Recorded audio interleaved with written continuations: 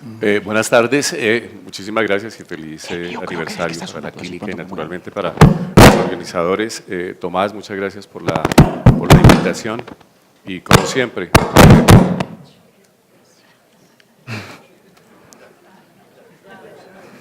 ¿Ya? Y como siempre, antes de empezar, manifiesto pues mi conflicto de intereses, no tengo ningún tipo de relación que me impida por lo menos hablar con libertad aquí y bajo esa premisa pues considero que también todos los conceptos que se emitan aquí, por lo menos en lo personal, no comprometen para nada la integridad de la clínica. Digo porque a veces uno es ligero y tiene como la tendencia de pronto a decir cosas que ciertas impertinencias, entonces las asumo con toda tranquilidad. ¿Se le olvidó presentarse? ¿Sí? ¿Lo presentaron completo? Sí. No. Dijeron que él es el papá de Paulina Vega. ¿Él dijo que no lo dijeran?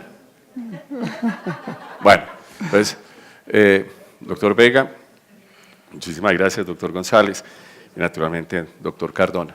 La primera pregunta, los médicos generalmente somos negados, y hablo pues por lo menos de los médicos de nuestra generación, y quizás ahora, negados a que nos invadan los espacios. La relación médico-paciente es una relación directa, una relación personal y naturalmente una relación en la que no cabe nadie más. Pero resulta que la tecnología empezó a caber aquí. ¿Cómo romper eso y naturalmente cómo no ver la tecnología como una intromisión indebida justamente en ese espacio tan absolutamente íntimo que tenemos con los pacientes? Con las buenas tardes, doctor Vega, empezamos por aquí. Bueno, en mi caso, rompí la tecnología por hambre. ¿Sí? Y lo digo pues porque yo llegué aquí a Bogotá, mi esposa la trasladaron de una empresa al Cerrejón y yo era cardiólogo de combate. Era un cardiólogo de esos de infarto, de marcapaso, de corre. Y casualmente, cuando llego en ese momento aquí a Bogotá, se me acerca un colega, el doctor Hernando Matiz, mi compañero del consultorio. Me dice, hombre, Rodolfo, hace 14 años fue esto, se va a abrir un nuevo proyecto del cual ni tú ni yo tenemos ni idea, pero nos llamaron. Yo dije, ¿y cuál es el proyecto? Van a hacer telemedicina. Y yo dije, uy, Dios mío, llega el doctor Matiz. En este momento, estoy sin puesto en Bogotá, pues me le mido lo que sea, no tenía ni idea. Lo primero que me sometieron fue a un curso de tecnología, de computador, porque no era el más experto, pues, manejaba un computador como cualquiera. Y ya hace 14 años, ya soy el director médico de telemedicina, y ha sido para mí el reto, yo diría que más interesante de mi vida desde el punto de vista de médico, porque en otras épocas yo le digo a los residentes, yo antes veía un infarto, y con ese infarto duraba de las 4 de la mañana hasta las 12 de la noche, hasta que sacábamos ese infarto.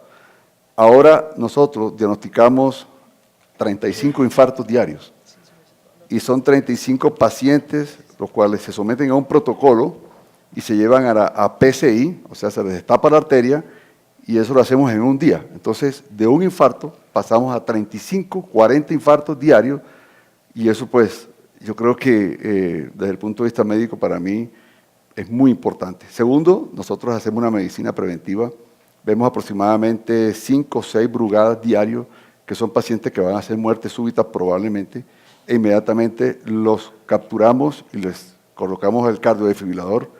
Hemos visto en el tiempo que llevo 45.000 fibrilaciones auriculares, que yo creo que como médico individual jamás hubiese llegado a esa cifra.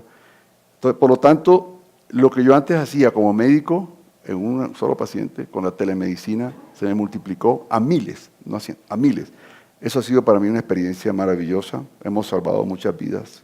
Puedo resumir rápidamente lo que es. Muchas gracias, Rodolfo. A usted se le aumentó el trabajo. La pregunta que quedaría es, ¿cuántos cardiólogos se quedaron sin trabajo? Que es obviamente lo que quedaría ahí con eso, justamente para tratar, porque alguien diría, bueno, sí, pero es que resulta que yo tenía aquí y ahora se los mandan a Rodolfo. Hablamos de eso después. Sí, ¿cómo ¿Sí? no? Doctor González, una app, doctor, app, una aplicación. Y obviamente nosotros siempre decimos, hace poco yo dicto unas clases en 2 escuelas de periodismo y resulta que uno de los estudios dice que la mayoría de elementos que salen, por lo menos en salud, en los medios masivos, definitivamente no tienen rigor. Tanto así que algunas personas cualifican, un estudio que se hizo en la Universidad de Boston, decía que, por lo menos en uno de las referencias grandes, que había en temas de salud pública, específicamente cuando encontraba una Wikipedia, 95 de cada 100 no tenían rigor suficiente. Y entonces uno ya entra por ahí porque todo lo relaciona con la tecnología. Una aplicación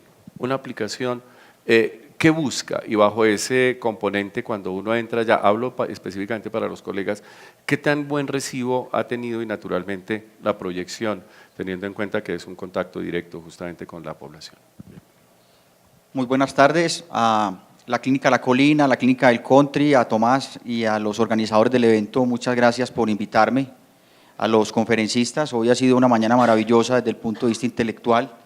Y en respuesta a tu pregunta, lo que pretendía al crear este nuevo modelo de atención virtual que complementara el modelo presencial era poderle brindar a mis pacientes un acompañamiento permanente, un acompañamiento profesional y seguro.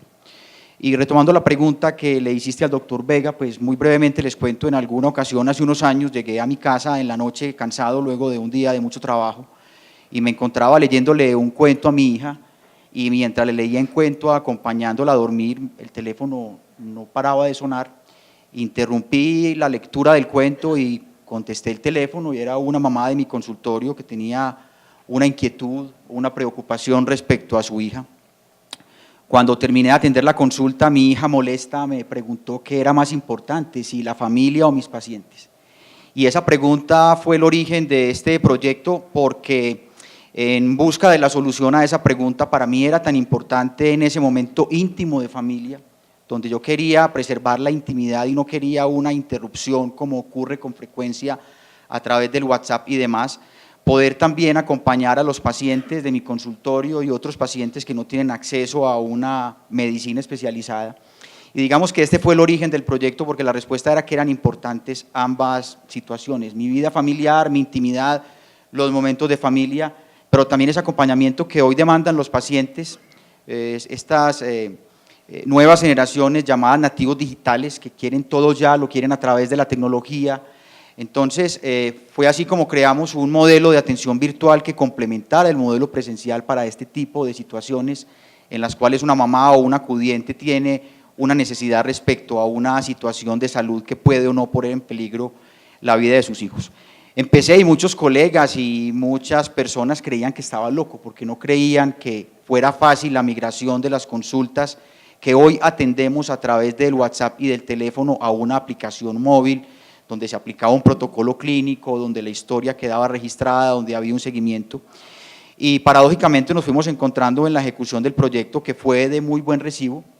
La inmensa mayoría de los pacientes de mi consultorio migraron rápidamente a la app y vi con sorpresa cómo nos empezaban a consultar pacientes de otros pediatras, incluso pacientes o niños que no tenían pediatra, y se fue masificando el servicio. Empezamos con aproximadamente 100 consultas al mes, hoy estamos en alrededor de 10.000 consultas, de las cuales me enorgullece decir que el 80% de ellas son de niños del POS, niños que no tenían acceso a medicina especializada, y hoy a través de una alianza que tenemos con Salud Suramericana estamos llevándole medicina especializada 24 horas a una población muy vulnerable que son los niños de Colombia, y esperamos hacia futuro poder expandir el modelo y poder llevar esto a otras poblaciones de riesgo y en regiones donde no tienen acceso a esta medicina. En respuesta a tu pregunta, muy brevemente, fue muy bien recibida y venimos con un número creciente de atenciones, no solamente en el segmento de póliza y medicinas prepagadas, que fue donde salimos, sino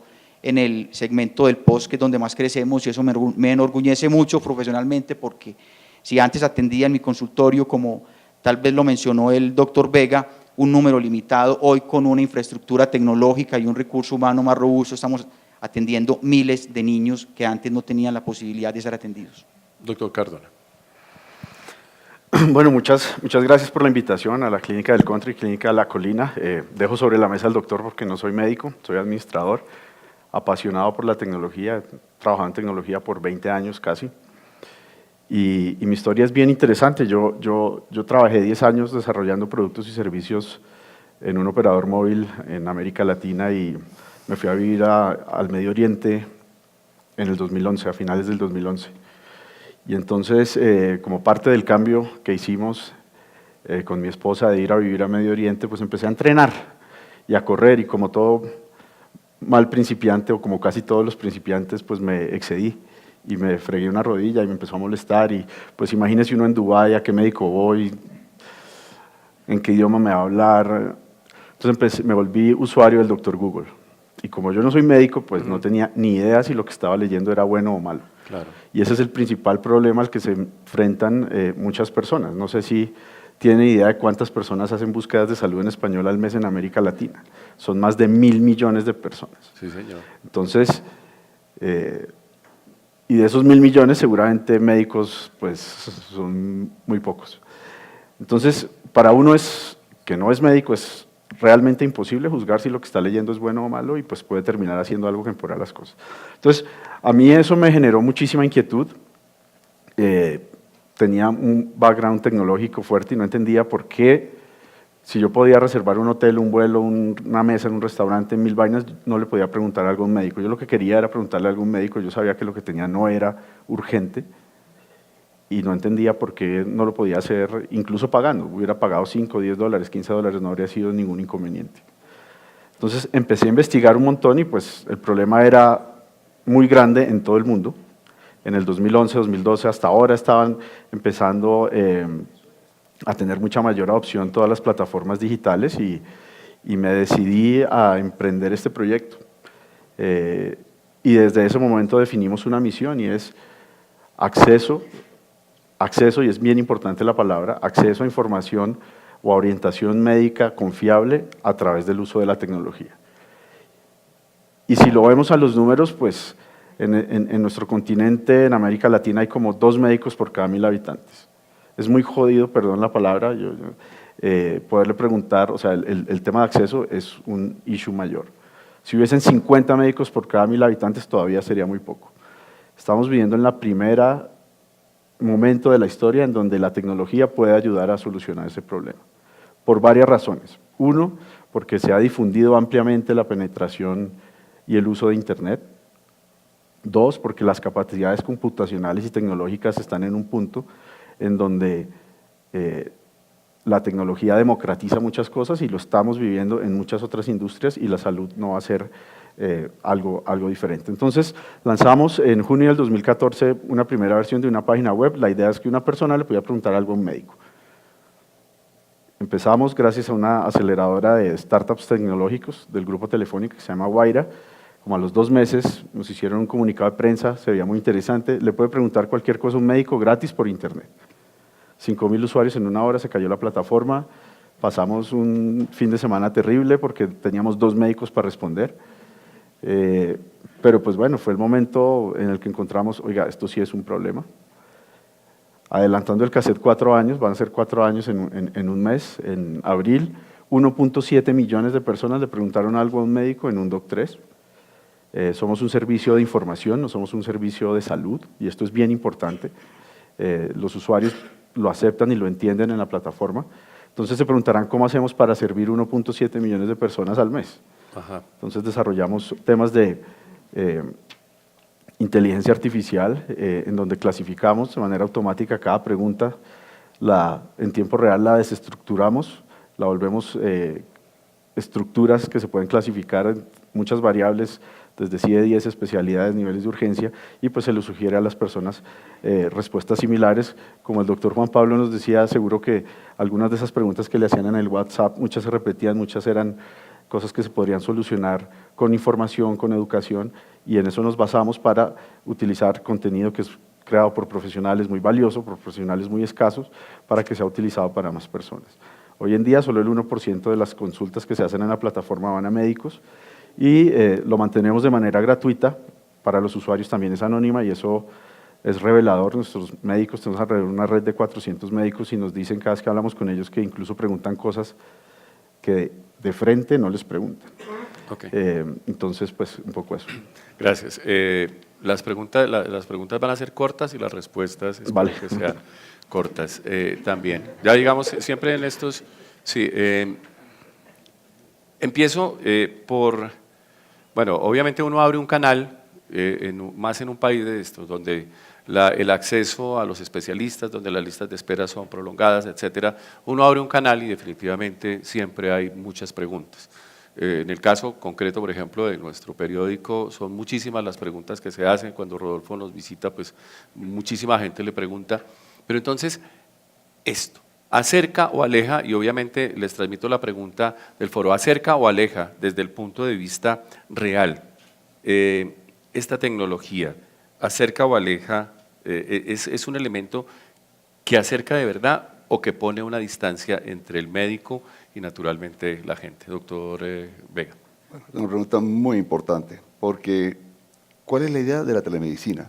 Es evaluar un paciente que está a una distancia muy lejana, no está en la misma ciudad, a través de las redes. En mi caso, en nuestro caso en telemedicina, nosotros no nos interesa hacer telemedicina en un consultorio, en un centro al lado de la Chayo. No nos interesa estar al lado de la cardioinfantil, ni al lado de ningún centro médico. Nos interesa evaluar pacientes donde no hay cardiólogos, donde no hay ginecólogos, El donde no hay contacto en nefrólogos. telemedicina es entre profesionales, Profesionales. no es que entre el médico, No. entre el médico y el paciente. Entre cardiólogo y paciente. Perfecto. Por ejemplo, depende. Si son estudios de electro, Sí. hacemos 2.000 electros diarios, pero digamos en todas las fronteras, en zonas donde no hay un médico, donde hay un médico, un rural que acaba de llegar y el pobre muchacho, a veces hablo con él y me dice, doctor, espérese un momentico que me llevó un infarto, voy a comprar aspirina a la tienda. Okay. ¿Sí? Así me contesta.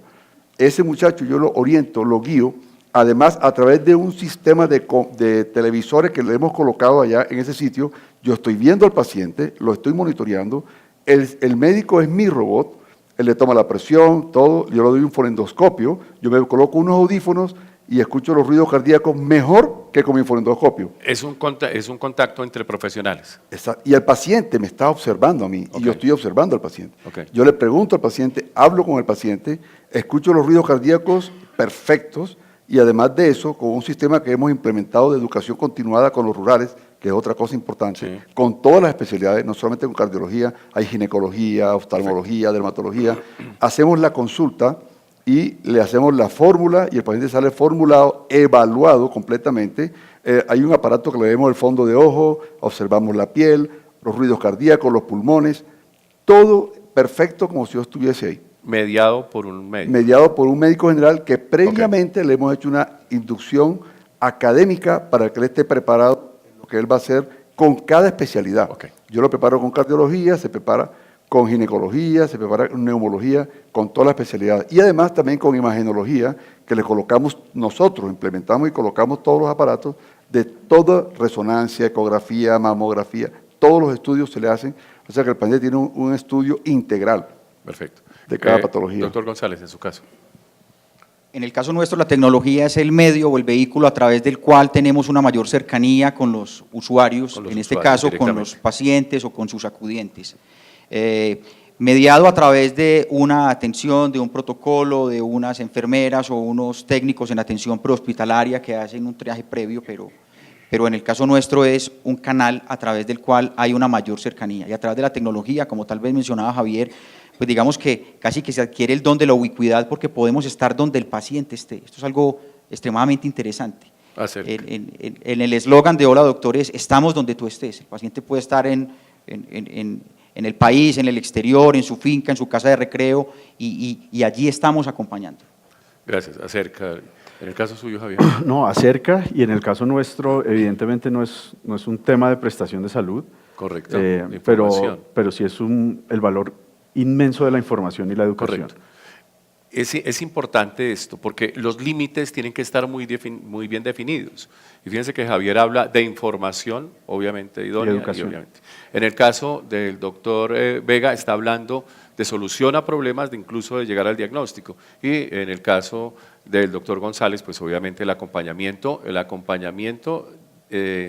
digamos el acompañamiento complementario desde el plano de la atención, ¿sí? Sí, correcto. La doctor es un modelo virtual que complementa. Complementa, No ok. pretende reemplazar ni sustituir la consulta presencial. Correcto. Entonces, aquí el problema es ese, en el hasta dónde podemos llegar, y definitivamente uno entiende las limitaciones, obviamente condicionadas por la distancia, por el acceso y demás, pero el hasta dónde consideran ustedes que debería llegar esto, porque la verdad, si uno mira, pues a todos nos gustaría que desde el plano como paciente nos llegaran incluso a la casa sin ninguna dificultad. Pero en el caso de los médicos tenemos dificultades para entender que hay algo que nos está sencillamente reemplazando. Y eso cambia completamente el concepto, incluso dentro del contexto de la formación. ¿Hasta dónde podríamos llegar con esto, doctor Vega? Hay una cosa que es importante, en el caso mío, en mi experiencia personal, no es solamente la consulta, es que nosotros hacemos también una medicina social y preventiva, que yo creo que tiene un alcance todavía mucho más importante. Porque cuando nosotros, por ejemplo, en la estadística que pedí para traerla ahora, hemos observado unas 35.000 fibrilaciones auriculares de pacientes que no sabía que la tenían. El campesino, la persona que llegó para otra cosa, 35.000 fibrilaciones auriculares que nosotros al diagnosticarlas, inmediatamente las capturábamos e inmediatamente los anticoagulábamos para evitar que hicieran un ACV embólico. ¿Cuánto le cuesta al país 35.000 personas más con un ACV embólico en una silla de ruedas o de pronto con un problema serio neurológico? Eso por un lado. Capturamos aproximadamente unos 45 o 50 personas que iban a hacer muerte súbita, no tenían ni idea, asintomáticos, personas que llegaban y le hacían un electro porque era un preoperatorio, un Brugada, inmediatamente lo capturamos, va para el electrofisiólogo para colocarle un cardiodesfibrilador. Entonces, no solamente el alcance de la telemedicina es tratar al paciente, sino hacer una medicina preventiva, que yo le veo algo más importante. Y no solo estamos en Colombia, estamos en Brasil, estamos en Chile y en todo Sudamérica. Hacemos una interconexión, porque si yo tengo un caso, que es un caso que yo veo que de pronto es difícil, inmediatamente me conecto con todo Sudamérica y en 2 minutos tengo cardiólogo de Brasil, de Chile, de Argentina, de México, estamos discutiendo el caso. Entonces, pero en 2 minutos. Antes de preguntarle al doctor González, ¿y entonces en qué caso necesita el cardiólogo la presencia frente al paciente? ¿En qué casos no es tan bueno esto? La presencia siempre es importante, porque el face to face, por ejemplo, de paciente-médico es importante. Al paciente le da tranquilidad estar con el especialista enfrente. Yo, por ejemplo, cuando yo entré a telemedicina, a mí me impactaba porque yo decía, Dios mío, yo llevo 14 años, pero ¿cómo vamos a hacer telemedicina ginecológica, por ejemplo? O sea, esa parte, y sin embargo, cuando ya está implementada ahora, que ya la tenemos, yo mismo me asombro de lo que está haciendo el ginecólogo, y ve mucho mejor que si estuviera presencial con el paciente. O sea, lo ve mucho mejor. El paciente percibe a través de la pantalla que está con el especialista. Y habla con el especialista. Aún, yo le doy la mano. Yo le doy la mano. Yo digo, señor Pedro, ¿cómo está? Y él me hace así, en el computador, y nos damos la mano. Y nos saludamos. Y yo me siento, él se sienta, conversamos, y él me comienza a decir todo con el médico al lado, obvio, con el médico general, que el médico es mi robot porque él es la persona que yo estoy coordinando todo. ¿Qué pasaría si en algún momento yo hago lo mismo y entonces no quiero ir a la consulta y me conecto aquí con el teléfono y hago lo mismo con el paciente en la clínica? La diferencia es que allá hay fonendoscopios y yo ausculto al Es un paciente. problema de tecnología, qué bueno. Ausculto al paciente. Observo el fondo de ojo, le observo la piel, porque yo la cámara tiene una amplitud de imagen donde yo acerco y veo perfectamente la piel, si o sea, hay es un asunto fobia, de si hay todo edema. Es un asunto de herramienta complementaria que definitivamente permite ese tipo de interacción. ¿Hasta dónde podemos llegar con lo suyo, doctor? La telemedicina tiene enormes posibilidades. Las estamos empezando a explorar en nuestro país y en muchos países, digamos que han llegado a unas fronteras, como mencionaba el doctor Vega, que son casi que inimaginables. En la experiencia de Hola Doctor en pediatría nos hemos encontrado con que en cerca de año y medio tenemos una resolutividad del 85% de las consultas que nos hacen las madres o acudientes de los niños.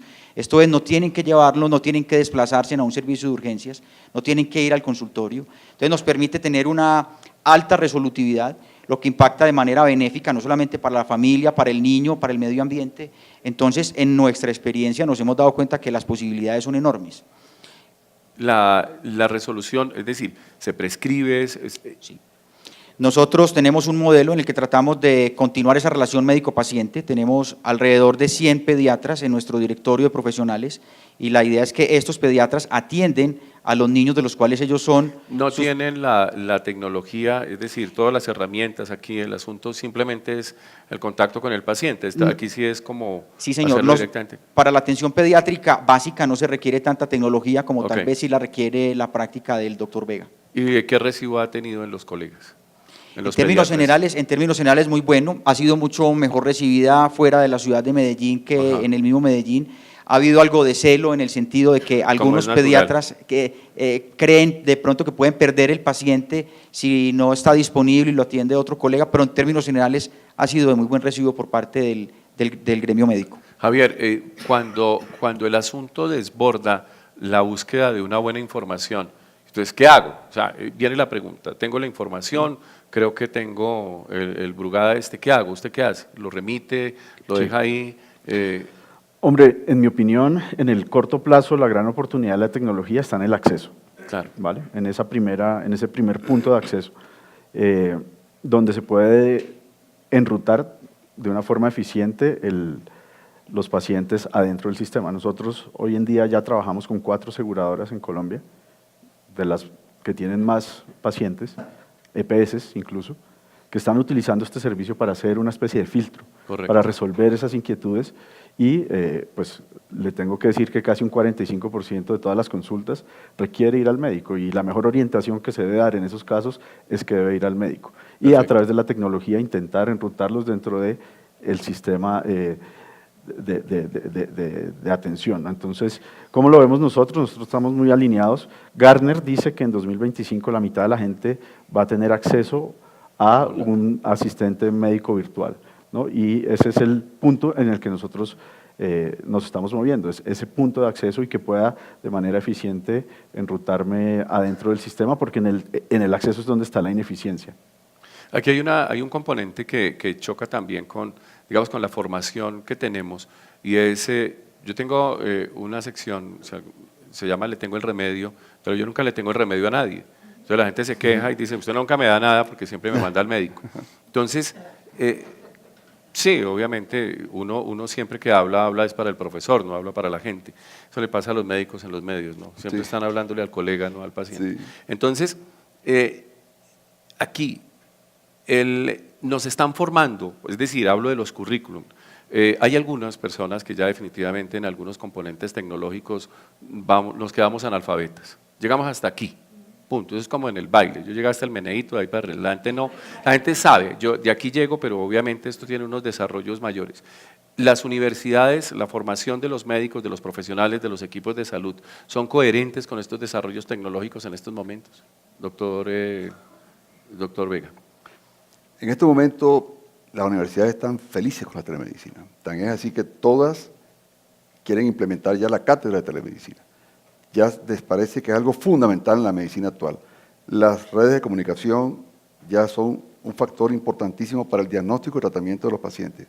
Tenemos un programa ahorita que se llama programa Latin, que acabamos de ganar un premio a nivel mundial porque desde el 2016 al 2018 hemos diagnosticado más o menos unos 7.000 infartos, y de estos 7.000 infartos, 4.600 infartos, hicimos el protocolo desde que diagnosticamos el paciente en sitios lejanos, o sea, no aquí al lado de la Chayo, sino en sitios lejanos, y el paciente, la ambulancia estaba en la puerta, lo llevó al sitio, el hemodinamista estaba esperándolo y le destapó la arteria en la primera hora. Claro, pero… En la primera hora. Eso es valioso, pero me refiero a esa formación, los profesores que decían, la relación médico-paciente es una relación indisoluble, nadie puede, no sé qué, la presencia tiene que estar ahí, etcétera, etcétera.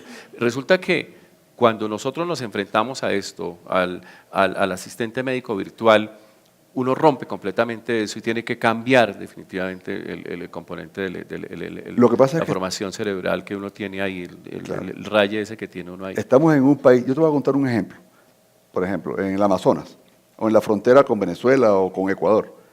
El paciente para que le den la cita, lo vea un médico, es un mes.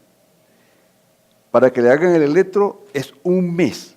Y en ese mes se tiene que trasladar en un bus 24 horas para que le hagan un electro, imagínate.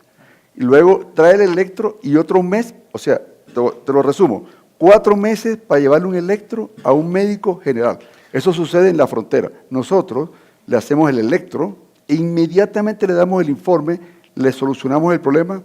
Por lo tanto, o sea, la rapidez de solución para esta gente es fundamental.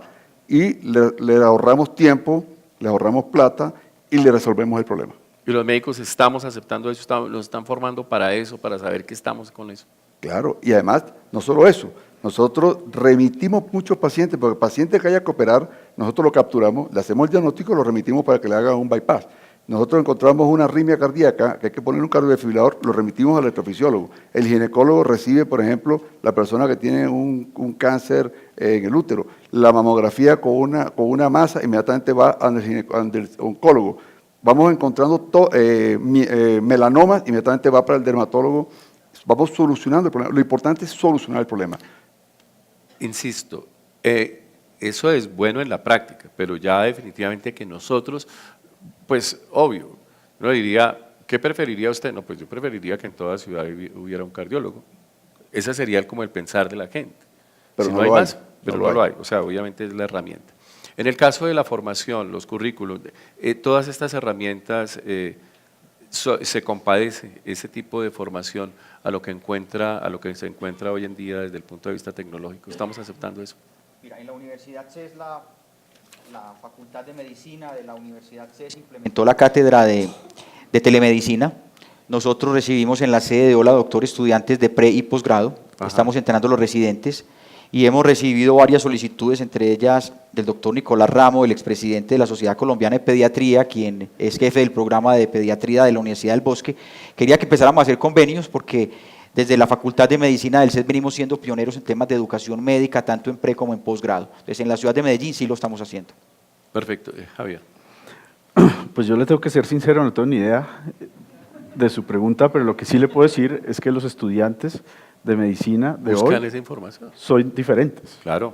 son millennials. Ellos también quieren todo ya. Nosotros al principio, muy al principio, intentamos ir con especialistas y pues ninguna acogida. Obviamente el tipo de servicio que nosotros ofrecíamos no era por un especialista. Y hemos venido trabajando con médicos que llevan entre 3 y 5 años de experiencia, porque cada vez son más jóvenes, y uno los ve cómo funcionan, y ellos funcionan exactamente como un paciente millennial. Y somos personas, y todos vamos a querer, nos vamos a asegurar diferente. O sea, es parte de esa revolución. No estoy seguro si en la universidad está pasando o no, pero debería pasar porque ya los médicos que van a estar operando y practicando en los próximos años, pues van a estar o han nacido en este nuevo mundo nativos digitales completamente.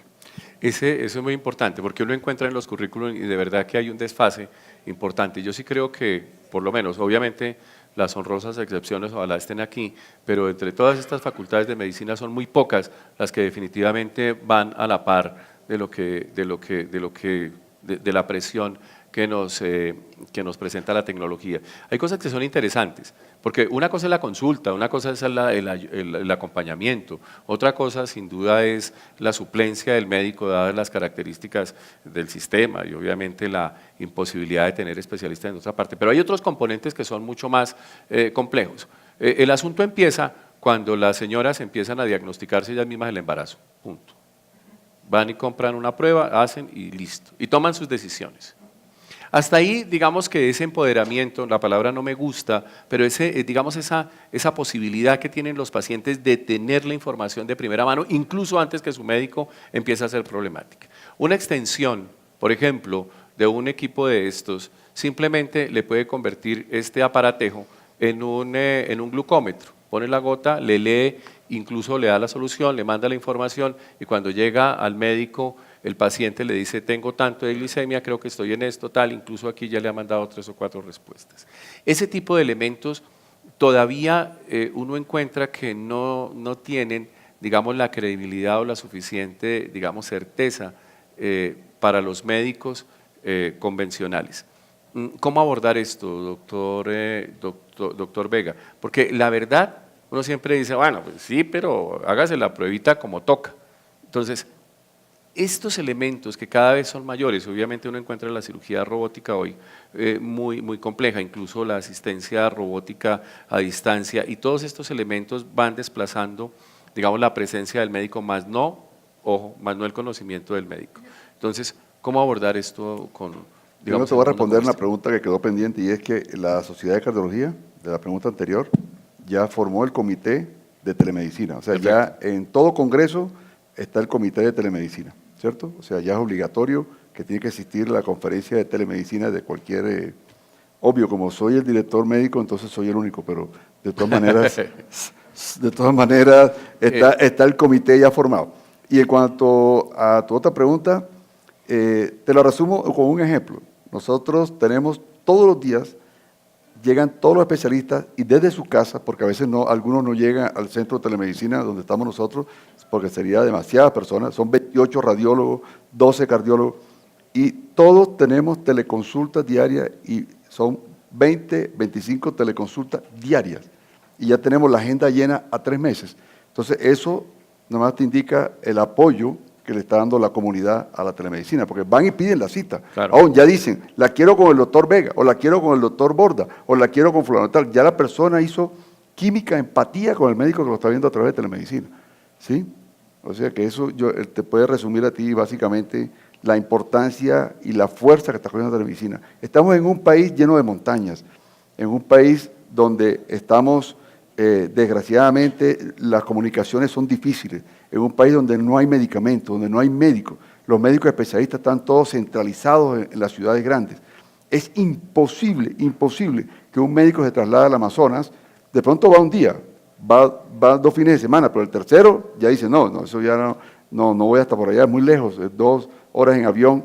Nosotros acercamos a través de la telemedicina y además de eso hacemos una medicina preventiva que es, yo cada día me impresiono más de la cantidad de patologías que vemos diario, que eso yo a veces me pregunto y digo, Dios mío, si no existiera la telemedicina, estos pacientes, ¿qué hubiesen hecho? Vuelvo otra vez a decir, ¿el paciente empoderado nos gusta o no nos gusta? Les encanta. No, a los médicos. ¿Al médico? Claro que le gusta. ¿Será? Claro que le gusta. Bueno, miremos. No, en el caso mío en particular, trae algunas dificultades porque los padres empiezan a buscar información. Exacto. O estas nuevas tendencias ahora de las famosas madres blogueras que por el solo hecho de ser mamás, entonces crean comunidades y empiezan a formularse leches y vacunas y demás. En el campo de la pediatría esto nos ha traído algunos inconvenientes. Yo particularmente de una manera muy respetuosa le digo a los padres cuando los veo muy ansiosos o buscando información que me están pagando, que yo leo por ellos, que no se preocupen, que es el médico de cabecera quien debe ser el consejero para guiarlas, para orientarlas respecto a la información, porque el conocimiento, la experiencia que uno tiene como médico no es el mismo que tiene un buscador. Esa información confiable, Javier, que es muy importante, porque si a uno le dicen, mire, lo leí en tal parte, uno básicamente lo acepta. Fui donde el doctor Vega y me dijo que tenía determinada arritmia, yo le creo, pero resulta que no, es que lo leí aquí o me lo dijo el doctor Y, y son muchas páginas, la cantidad de información que hay en las redes es abundante. Incluso uno encuentra, el mismo teléfono tiene una aplicación ahí que viene ya instalada, mídase sus pasos, etcétera, etcétera, mire cuántas calorías bajó. Y ese tipo de elementos, pues uno todavía como que los mira con desdén. ¿Cómo? Es decir, la información confiable, obviamente lo que usted promueve es eso, información confiable, información rigurosa. ¿Qué tan buen recibo tiene, digamos, yo sé que me va a decir que no conoce mucho, pero sí es importante, esa información confiable que se transmite hacia los médicos por parte de los pacientes, qué tan buen recibo tiene por parte de los médicos? Que llega ya con la información, dice, leí en tal parte, esto era confiable y usted me manda la resonancia y aparte de eso me formula esto. O si no, voy a otro. Sí. Digamos que nuestro rol ha ido cambiando a lo largo del tiempo y en la forma en que respondemos también. Entonces, hace tal vez un par de años definimos algo que llamamos el ABC de la respuesta, ¿no?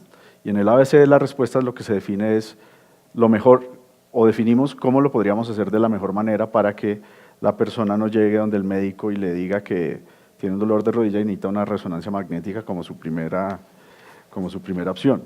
Entonces, a través de definir muy bien ese ABC, intentamos orientar mejor a las personas. Pero algo que es súper importante de mencionar y es el mecanismo de pregunta y respuesta. Ajá. ¿No? O sea, ¿qué pasa cuando uno busca en Google y se lee unas 3 o 4 páginas de lo que está buscando? O sea, queda súper perdido y termina llegando la persona al médico pidiéndole algo que probablemente no necesita o que no tiene el contexto. Nosotros, ¿por qué vemos el valor de lo que hacemos? Es por la recurrencia de las personas. Okay. ¿No? O sea, yo hago una pregunta, tengo una respuesta. Hago una pregunta, tengo una respuesta. Y ahora que lo hemos implementado en algunas aseguradoras, hacen una pregunta y tienen una respuesta. Perfecto. Entonces, ese acotamiento ha ayudado a que la persona encuentre valor, pero que tampoco impacte al desempeño del médico, y lo hemos comprobado ya en el tiempo que llevamos trabajando con esquemas de aseguramiento. Sí, dentro de las estadísticas que existen con esto, el 60% de la gente que busca información en salud, en las redes o en cualquier elemento de estos, modifica algún tipo de comportamiento. Eso es muy importante. De ahí que siempre nosotros tenemos, por lo menos desde el plano funcional, hablo desde el campo de la información, la premisa de que no hay información en salud gratis. Es decir, siempre hay un algo que allí nos están vendiendo, siempre hay un algo que está buscando. Y obviamente dentro del marco de la sugestionabilidad que tenemos todos, yo leo un algo y si lo leo 2 veces termino yo con los síntomas y obviamente termino yo yendo allí. Es decir, yo tengo un aneurisma, usted me puede hacer el favor de ordenarme esto. Y me sugestiono tanto y que cada vez voy buscando esto, y si lo que lo leí en la noche anterior y aparte de eso tengo un dolor, con más veras voy a solicitar la información. Entonces, a mí sí me parece que es importante que nosotros empecemos a modular este tipo de elementos dentro del marco de la formación de los médicos, pero esencialmente también de la comunidad. ¿Cómo convencernos nosotros de que esto definitivamente no tiene límites, de que esto no para, pero también hay un componente de que necesitamos educarnos, de que necesitamos generar una cultura a favor de estos elementos y que obviamente todas estas cosas que se filtran con intereses no debidos, que desbordan obviamente la intencionalidad de ayudar, sino que más bien tienen allí un elemento de negocio. Entonces, ¿cómo hacerlo? ¿Cómo lograr que la telemedicina llegue a su punto, que una app no vaya más allá de la asesoría complementaria y que esta información de una o de otra forma nos sirva en doble vía, doctor Vega? Una recomendación. Bueno, en mi experiencia, como ya llevamos 14 años y ya hemos visto infartos, yo ya he visto infartos hace 14 años que los vengo evaluando en controles hace 14 años. Entonces, ahí está la experiencia. Ese paciente va y le dice al mismo del pueblo, dice, mira, a mí me vieron un infarto, me lo trataron a través de telemedicina y llevo 14 años con el doctor Vega o el doctor Bota, cualquiera, y voy bien.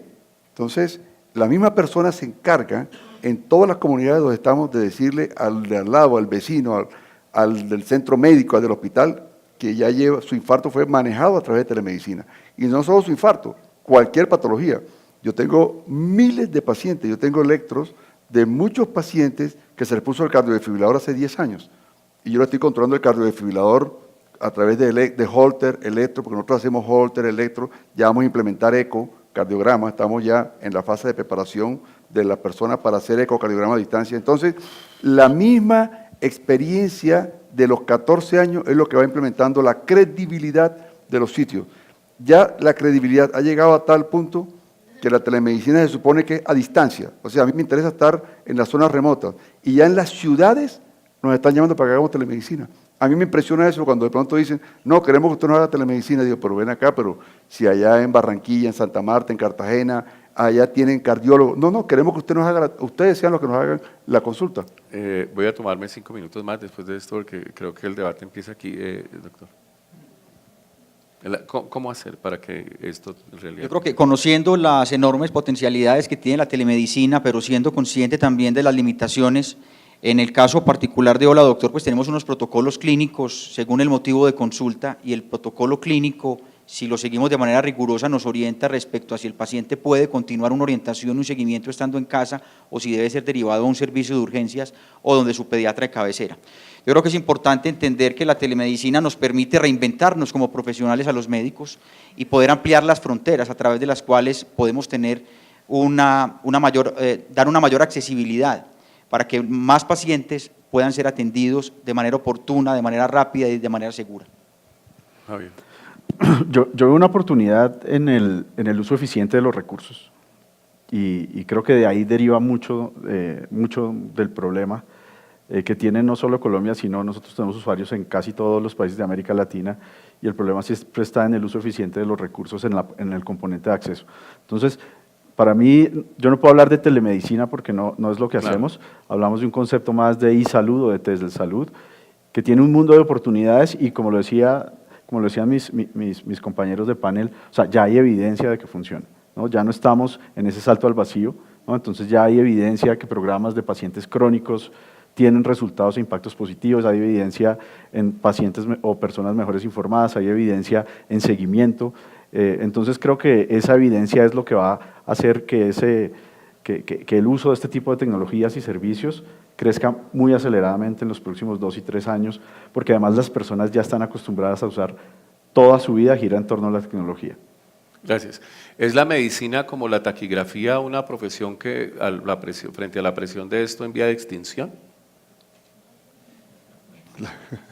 No lo creo. No, pues si vamos a tener telemedicina en las ciudades, como para qué necesitamos tantos cardiólogos si definitivamente con uno podemos tener en un barrio.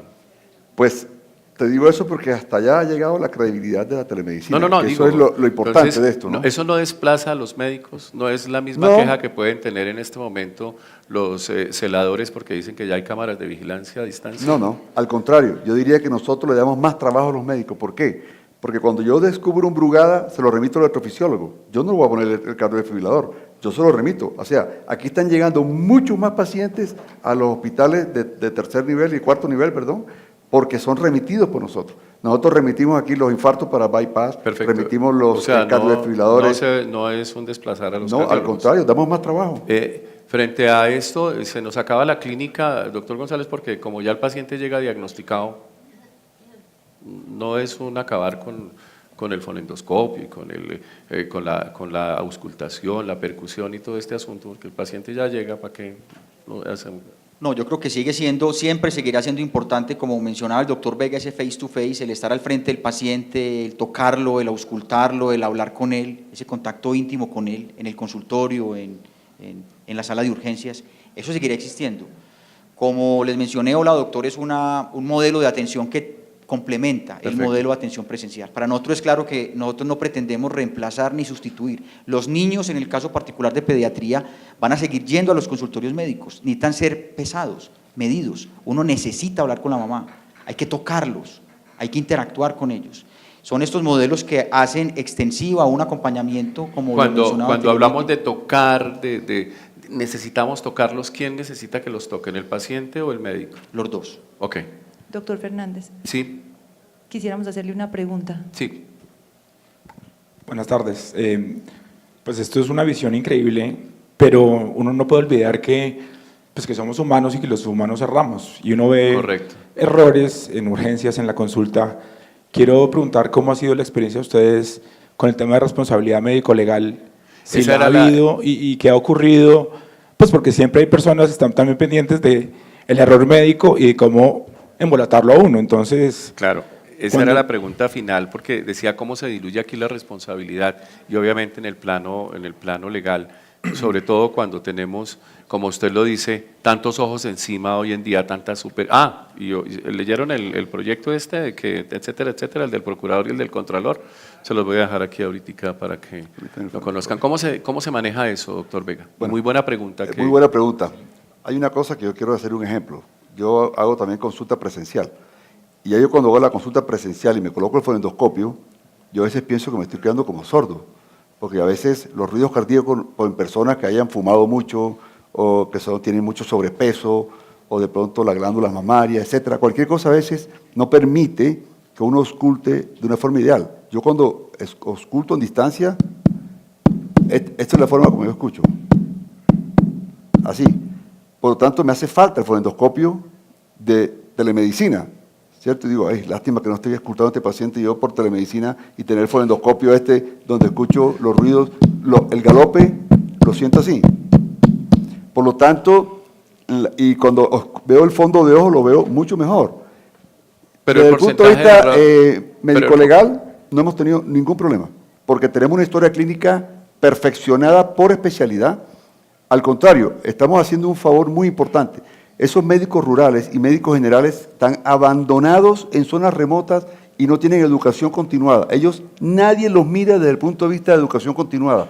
Nosotros, a través de telemedicina, le hacemos educación médica continuada. Por ejemplo, yo como cardiólogo los cojo y les enseño las patologías cardíacas para que ellos, cuando se sincronicen conmigo y con el paciente, ya saben la historia clínica, cómo debe estar fundamentada. El ginecólogo hace lo mismo. Cuando ellos quedan solos, son mucho mejores Ok. médicos que cuando están sin telemedicina.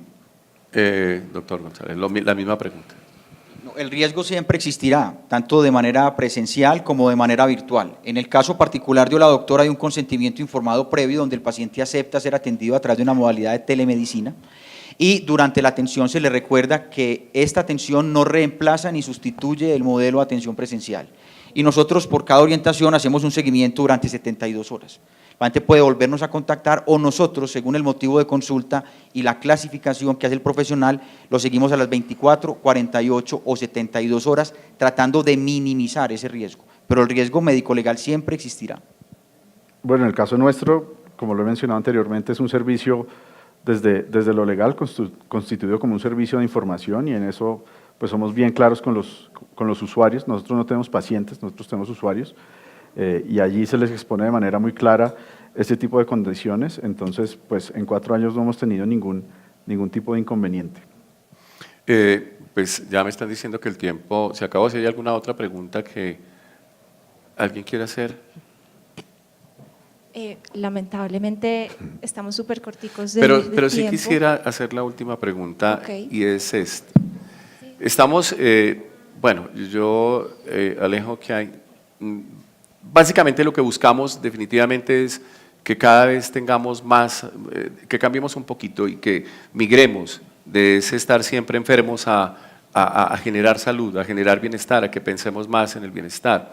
¿Será que todas estas componentes de que siempre encuentra un algo que potencialmente me habla de la posibilidad de estar enfermo, de la posibilidad de tener que buscar una ayuda, de la posibilidad de proyectar hacia allá una necesidad que siempre tengo de que alguien me dé la mano?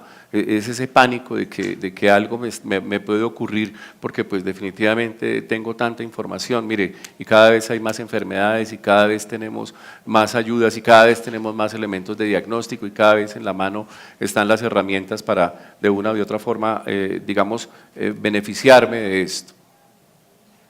La última pregunta.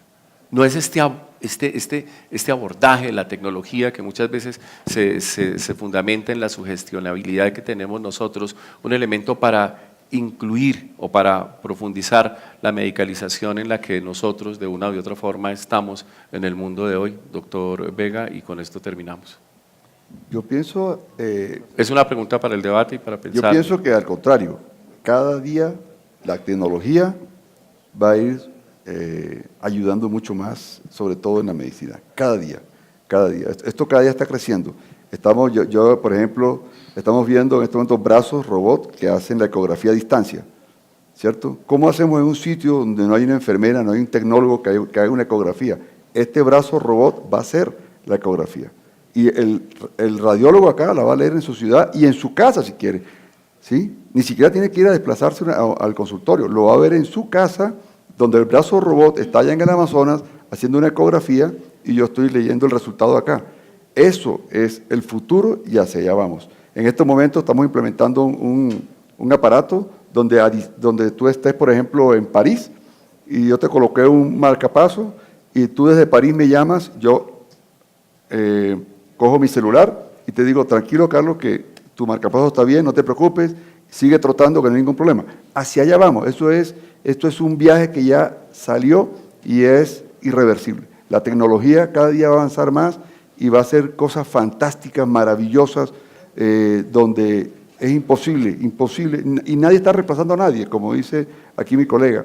Aquí no se trata de que nadie reemplaza a nadie. El face to face es importante, muy importante, hablar con el paciente, tocar al paciente, eso es muy importante también. Pero desgraciadamente estamos en un país donde las montañas, los ríos, la guerrilla, la falta de transporte impide que las personas tengan acceso al especialista. La única forma es a través de la telemedicina. Ok. Yo solo agregaría una cosa y es que todo este avance tecnológico en nuestra visión lo que va a permitir es utilizar de manera más eficiente el tiempo de los profesionales médicos. Y eso es invaluable porque necesitamos mucho más de eso, mucho más tiempo de calidad y eso se puede lograr con todas las ayudas y apoyos tecnológicos. No tuve la oportunidad de decirlo, pero considero que la tecnología nunca va a reemplazar a los médicos, Perfecto. pero sí va a hacer que haya un uso más eficiente del tiempo y eso lo va a valorar muchísimo las personas. Y que naturalmente nosotros requerimos, hablo de los profesionales, de un cambio completo de este paradigma que definitivamente siempre entiende que la tecnología es para acercar a los enfermos y no justamente para acercar a las personas que pueden mantenerse también dentro de nuestra proyección lo suficientemente sanos y dentro de un contexto más de bienestar que de atención. Que busquen a los médicos como un soporte también para mantenerse sanos es importante. Y yo creo que tenemos que cambiar completamente eso para ver si construimos un poquito más una sociedad entendida dentro del marco de la construcción del bienestar, de esa salud positiva de la que a veces nosotros nos olvidamos. Pues yo quedo tranquilo, ¿no? O sea, no nos va a reemplazar, ¿cierto? No, sí, porque es que eso queda ahí como Carlos sí, Francisco, te agradezco. muchas gracias. No, De verdad, muchas este es un gracias. tema muy interesante para todos, muy novedoso y pues del que nos podríamos quedar hablando mucho más tiempo. Doctor Vega, doctor González, Javier, muchas gracias por su participación y pues por todos sus aportes tan interesantes.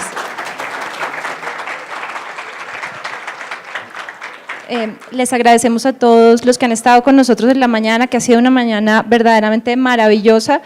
Queremos volverlos a ver a las 2:30 de la tarde. La tarde que viene va a ser absolutamente espectacular, por favor no se la pierdan. Los esperamos, 2:30. Candles like our shadows on the secret time.